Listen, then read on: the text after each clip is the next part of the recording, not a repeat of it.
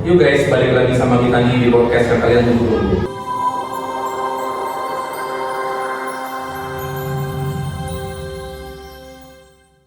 Kali ini penelitian, tapi kami undang tamu-tamu yang keren-keren banget. Gimana nih? Sebelumnya biar gak kaku, kita perkenalan diri dulu gak sih? Nah, sekarang mau pilih buku jawab. Gue Cetul Taroma. Aku dengar ini, buahnya lama. Ya. Gue Raffi Rizalda. Wah, dari namanya keren-keren.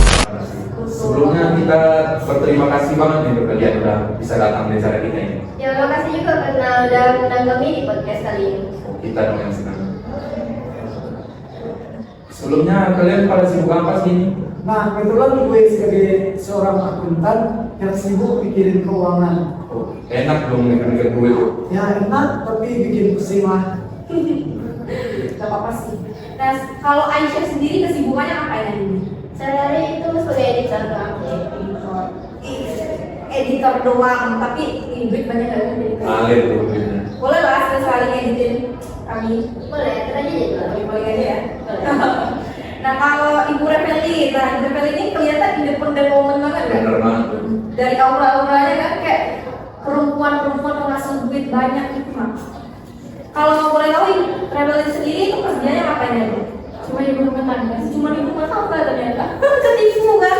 Kalau penghasilan terbesar Reveli sendiri itu di bagian mana sih? Paling di cuma di anak-anak ya. Di anak-anak.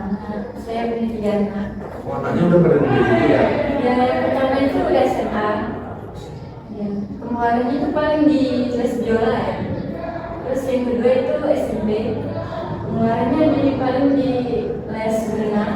Terus yang terakhir itu masih bayi. Kemarinnya itu paling ya di susu ya.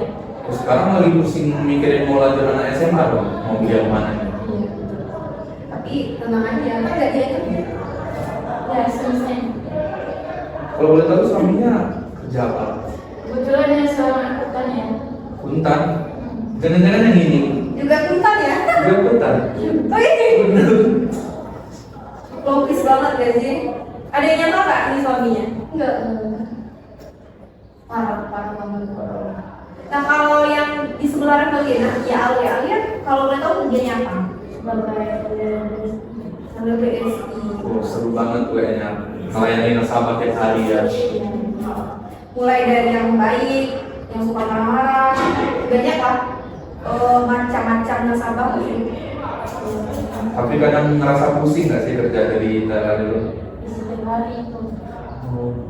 Udah makan sehari-hari. Makan sehari-hari ya. Mungkin buat Raffi kesibukannya apa nih sekarang? Wah, kayak gua kebetulan ini profesi sebagai pengacara. Wah, pengacara nih. Pengacara banyak acara. Wah. Kirain tadi pengacara beneran. Tapi dilihat setelahnya juga ada kayak penganggurannya nih. Kayak high class gitu kan? Iya. Kayaknya. Pengangguran beneran nggak nih? Ya, kebetulan saya bekerja ada orang yang saya kerjakan. Tepus dulu dong. Bos nih ceritanya. Tapi dilihat-lihat kalian mirip ya, jangan-jangan kalian sama juga kayak ini suami istri ya? Kebetulan ya, tapi belum menikah, masih pacaran. Oh masih pacaran gitu? Boleh lah minta tutor sama yang udah berpengalaman. Iya, bisa Biar juga. makin langgeng hubungannya. Yang menuju ke yang serius gitu. Ya kita belajar ya. Kasihan Aisyah dong, dia jadi nyamuk di sini. Ya aku gua jadi nyamuk pulang aja deh. Jangan-jangan kadang-kadang susah ya pulang. Ngomong-ngomong soal akuntan, ada yang menarik nih soal keuangan. Kalau boleh tahu, Iko kerja di bank mana nih? Nah, gue akuntan di Bank BSI, yaitu Bank Syariah Indonesia. Boleh jelasin dikit nggak sih tentang basic kita pada tahu juga? Nah, BSI itu adalah bank syariah terbesar di Indonesia, yaitu hasil merger dari 3 bank syariah milik BUMN, yaitu BRI Syariah, BNI Syariah, dan Bank Syariah Mandiri. Merger ini resmi berlaku pada tahun 2021, yaitu 1 Februari silam.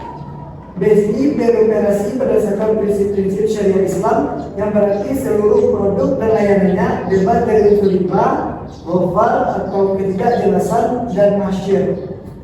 Nah, sebagai bank syariah, BSI memiliki Dewan Pengawas Syariah yang mengawasi seluruh operasional agar tetap sesuai dengan hukum syariah.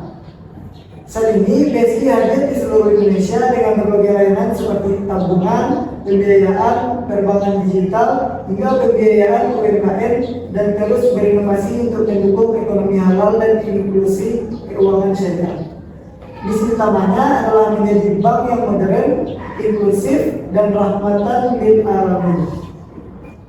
Wah, penjelasan yang menarik ya tentang bank syariah Indonesia. Jadi buat teman-teman yang belum tahu, BSI ini ternyata bukan bank baru loh, tapi hasil merger dari 3 bank syariah besar di negara, yaitu BRI Syariah, BNI Syariah, Bank Syariah Mandiri, dan resmi bergabung sejak 1 Februari 2021 tahun lalu.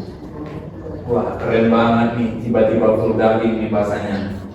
Kita tunggu ya inovasi-inovasinya lainnya dari BSI ke depannya. Siapa tahu jadi pilihan utama buat generasi muda yang melek digital dan yang peduli sama nilai-nilai syariah.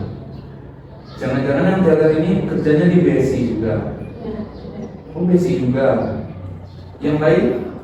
Kebetulan gue sebagai editor BSI juga. Jadi saling terkait gitu dong semua. Ya, Kebetulan. Nah, kebetulan ibu juga sebagai nasabah prioritas di BSI. Wah, keren banget dong. Bos prioritas di BSI. Kenapa sih di BSI? Kenapa gue pilih BSI? Karena cuma BSI bank yang bersahabat dengan keuangan yang mengedepankan nilai-nilai syariah, keadilan dan keberkahan. Dan juga banknya modern dan digital dan praktis lewat BSI Mobile, bebas riba dan sesuai prinsip Islam, dan juga mendukung UMKM dan ekonomi. Berarti dari Raffi sendiri merasa nyaman banget ya nabung di BSI itu ya? Iya. Banyak banget yang nanya, kenapa sih laporan keuangan tahun itu penting banget?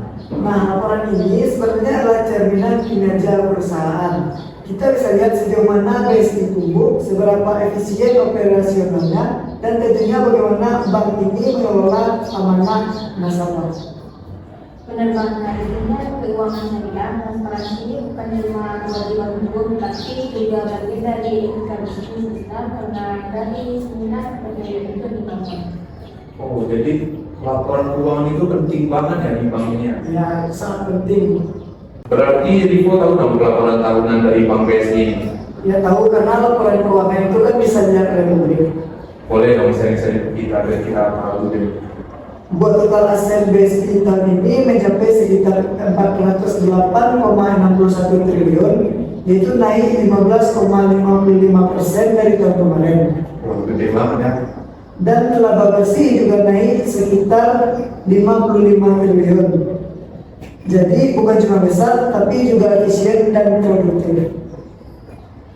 Oh, bakal penting. Dana pihak ketiga yang kita input dari nasabah yang juga naik, ini tanda kepercayaan masyarakat terhadap keuangan syariah terus meningkat. Wah, gede banget ya omset per tahunnya. Menurut gue sih pencapaian ini kita berharap BSI bisa terus menjaga amanah nasabah, jadi pelopor keuangan syariah di Indonesia bahkan bisa sampai dunia. Jadi buat kamu sama BSI, tetaplah jadi bagian dari perjalanan besar ini. Bersama BSI, kita bisa mewujudkan ekonomi yang kuat dan berkah. Keren banget ya. Tepuk tangan dulu dong buat kita kemarin.